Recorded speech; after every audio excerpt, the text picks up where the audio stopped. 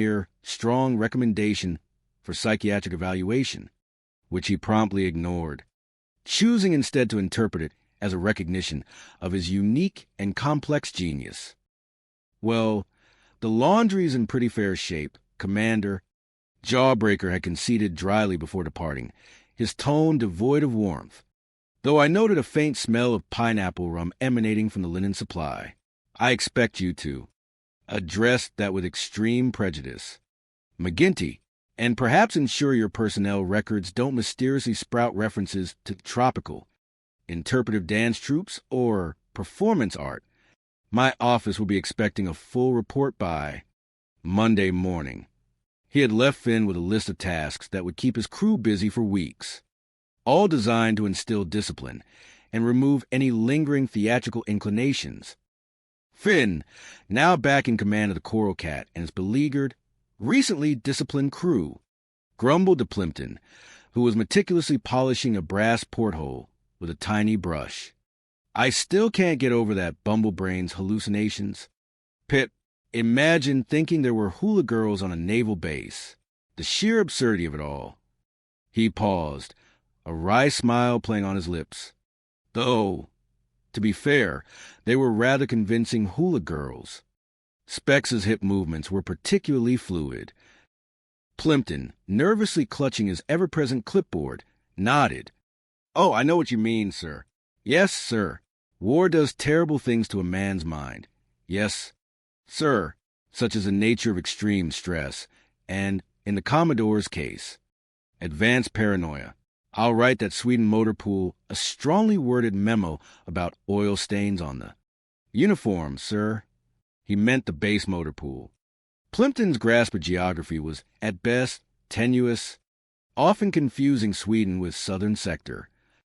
Suddenly, a triumphant cheer erupted from outside the office, followed by the distant sound of banging and metallic clatter. Bumble's head shot up, his ears twitching like a bloodhound. If I can crawl to the Admiral on my hands and knees and get myself reinstated after that fiasco, then something must be afoot. Chippy, Myrtle. Hey, Myrtle, get in here. Boy, it's cold in here. I feel a draft. A cold, insidious draft of inefficiency. Myrtle scurried in, looking like a startled meerkat, clutching a stack of freshly laundered towels to his chest. Yeah, well, here, sir. Wrap these around you. They're extra thick, sir, and surprisingly absorbent. He offered them nervously, almost like an offering to an irritable god. Oh, sorry, Myrtle. Bumble barked, swatting the towels away. We don't wear grass. You know, that's for savages. Never mind. Are the hula girls home now? Are they contained? Don't. Want big trouble from any lingering displays of tropical hedonism. Myrtle just looked confused. Pretty mind, sir. I confess, the thought of grass clothing has left me quite bewildered. Bumble ignored him, his gaze fixed on the doorway, a new, suspicious glint in his eye. Yeah, well, so long, McGinty. Hey, wait a minute. Wait a minute. You can't go out there. You scoundrel, until I scout around. You hear me? Until I personally ensure the coast is clear of any lingering chaos. Now, get back over there. Oh, and I'm telling you, I'll stay there. Come on out of those bushes. I know you're in there, you tropical hooligans.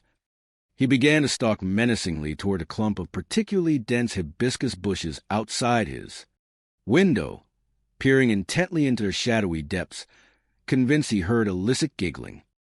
Suddenly, a large, scaly, green snout emerged from the bushes, followed by two beady, intelligent eyes.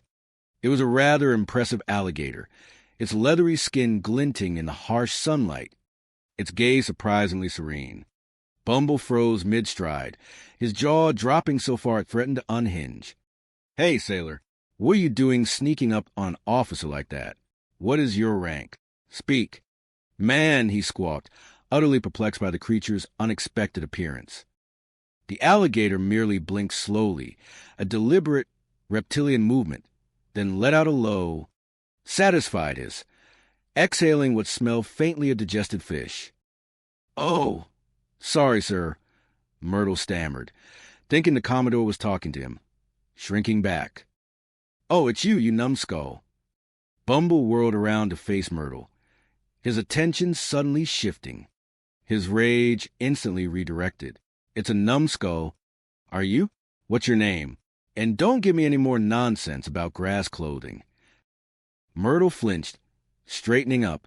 "Bumbleton, sir. Captain Bumbleton. Your Lord and Master Bumbleton." Bumble snarled, triumphant. "Yes, sir. Oh, I'm sorry, sir. My apologies. Boy, old iron-jawed Jawbreaker sure was rough on you. His tongue was like a razor whip. Busted you all the way down, huh? Reduced you to seaman second class? Well, if anybody gets busted around here, it's going to be you, McGinty. Right in the snoot that you get busted. Where are the girls? Myrtle? The hula girls? Where are they? Where? I want concrete answers." Myrtle, utterly lost in the maelstrom of Bumble's accusations, pointed vaguely towards a now empty air raid shelter, his hand trembling. "I don't know, sir. They seem to have, dematerialized, sir." "Oh!" Bumble, in a fresh paroxysm of rage, grabbed Myrtle by the lapels of his uniform, shaking him vigorously. "Now, get your hands off of me, you nitwit, you imbecile. No girls." "Huh, I know what I saw. I see that girl, Myrtle, that one right there, behind the palm tree. You'll get in there. You'll be with your hands for this burger. I remember that. Admiral, I've been hanging on the laundry shack all morning, enduring unimaginable torments. You, Admiral, what in blazes, sir, are you ignoring my pleas?" At that moment, Admiral Jawbreaker's Jeep, having completed its final pass of the base, returned, pulling up with a sudden, authoritative crunch of tires on the gravel, stopping directly outside Bumble's office. Jawbreaker himself looked grim, his granite jaw even more rigid, and his aide, Lieutenant Kreider, looked merely exhausted, his uniform now sporting a suspicious grass stain. Bumble, still gripping a terrified Myrtle, rushed out, a wild, almost deranged look in his eye, a man possessed by his own paranoia. "Easy does it now, sir," Finn McGinty called out from his office, his voice a soothing, almost melodic balm, attempting to inject a calm, rational note into the rapidly escalating absurdity. "Remember, Admiral, he's been under a terrific strain. Sir, a truly monumental strain on his delicate sensibilities." Bumble ignored Finn entirely, staggering towards Jawbreaker's Jeep, his mud-splashed robe flapping. "Are you a fool, Admiral Jawbreaker? Are you blind?" "Sir, it's me, Commodore Bumbleton. I've got those hula girls in the laundry shack. The very Laundress herself witnessed them. I've really got you this time. McGinty, you slippery fish. Caught red-handed." Jawbreaker simply stared at Bumble, a flicker of genuine concern replacing his usual steely gaze. A rare moment of something akin to human emotion. "Bumbleton, what are you doing running around screaming in that seaman's uniform? Are you quite yourself? Your attire is inappropriate for a Commodore." "Well, I had to find those girls before you finished your inspection, Admiral." Bumble gasped, still out of breath, his chest heaving. "I've found them, the irrefutable proof. The scandalous, half-clad proof.